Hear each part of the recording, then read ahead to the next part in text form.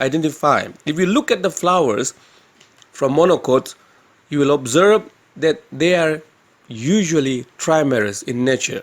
If you ask me what is trimerous now, sir, well, trimerous means a flower having three petals or tepals.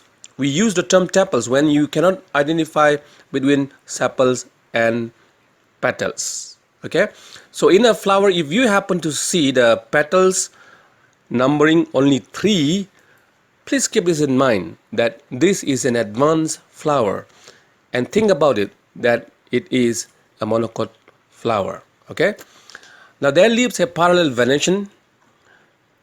You all have seen this in banana, maize, bamboo, and ginger.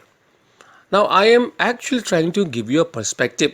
These are all things which are not new to any one of you who is listening to my discussion today here. But I'm just trying to make it even more organized now. When you look around nowadays, okay, you will observe with all this understanding. So when you look at banana leaf, you will see the venations arranged in parallel pattern. If you look at maize, bamboo, ginger, you'll see the leaves having parallel venation. So that is one very significant character by which you can identify that it belongs to monocotyledon class. Now anatomically, the vascular bundles, a type of tissue, you remember, right? Functionally, which are responsible for transport of organic food materials from leaves and nutrients along with water from the root system, called phloem and xylem. They are actually randomly scattered in case of monocotyledon plants. Now, monocots are usually not woody. You know why? Because they do not have cambium, and so they are mostly small herbaceous plants. Now, since they are small and herbaceous, they do not have to have a very strong root system. So they are also therefore characterized by having fibrous root system. Well, these are some points that I have very briefly talk about how you can identify the monocotyledon plants. Now coming to another class called dicot. Now if you look around, you see all these trees, big plants around you. These are basically coming from the dicotyledon groups. Okay, dicotyledons are characterized by having pentamerous flower. That means if you look at dicot flower, you will usually see 5 petals or 5 sepals. Okay, not 3. It could be between 4 to 5. Okay, but usually they are 5 in number. So dicot plants are actually characterized by having pentamerous flowers. Their leaves are actually reticulated venation. Okay, these vascular bundles, which we talked about a little earlier about phloem and xylem, when they are put together, they form a tissue called vascular bundles. These vascular bundles are actually arranged in a very regular manner in a form of a ring. Okay, they have cambium, and so they are mostly large and woody, and so they also have a very strong taproot system. Now under each of these two classes, the monocots and the dicots, you have other taxonomic ranks, okay, which are arranged in a hierarchical system, of which species is considered as the smallest unit of classification, okay, which can interbreed among themselves. Then comes genera. The singular term is called genus, okay, a group of related species. Then comes another major category called family. We understand there are 10 families in the syllabus, 6 from the dicot and 4 from the monocot. I know by this time it is becoming more clear what is a family, what do you mean by monocot and dicot, okay, what are their identifying characters. Now a family is actually a group of related genera. Now some taxonomists believe families to represent the highest natural grouping. Groups of related families are then placed in higher structure or strata called orders. Then comes series. Then above that, subclasses, and then these two classes which we talk about, monocot and dicot.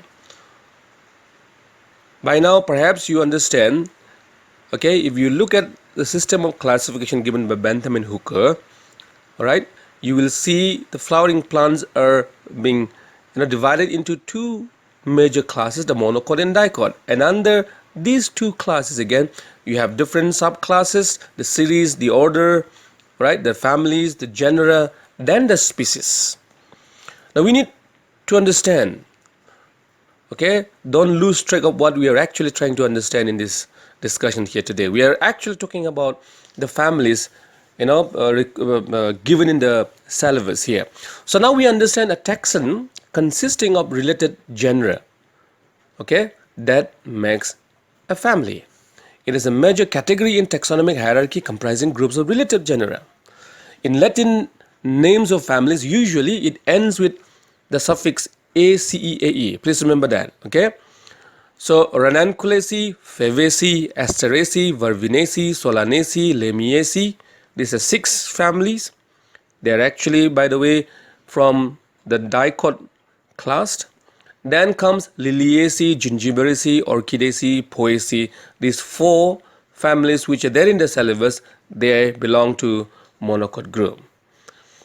Now 8 exceptions to such an ending, however, are, okay, Compositae, Cruciferae, Graminae, Gutiferae, Labiatae, Leguminosae, Palmae, and Umbelliferae.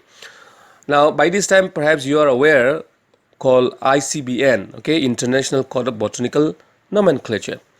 Now ICBN has, however, alternative names for this 8 exceptional family names which I have just read out, okay, a little before. Now for Compositae, the alternative name, Compositae has to have another alternative name because it does not end with the suffix ACEAE. It rather ends with TAE, okay.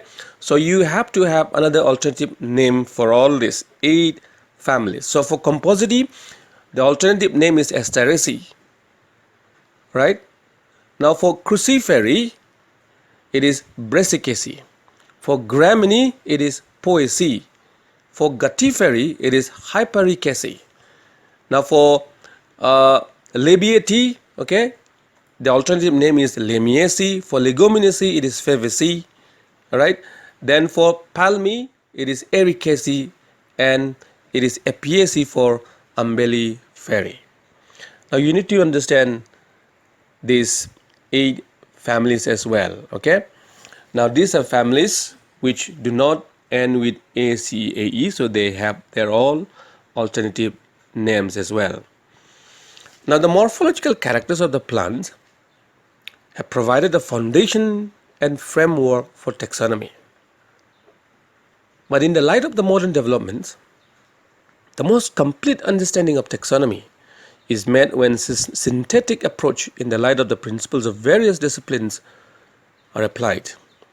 Though the recent trends in plant taxonomy is to apply some other disciplines like plant anatomy, cytology, study of pollen grains called palynology, the embryology, physiology, ecology, genetics, phytogeography, and others, right? The morphology of or external visual characters of plants are still used extensively for classification and identification keys and are still indispensable to the plant systematic today.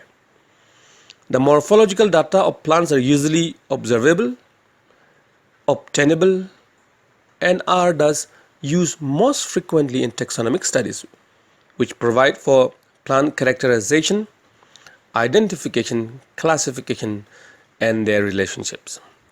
So morphology provides majority of the characters used in construction of systems of taxonomy. Now let us go a little further from here.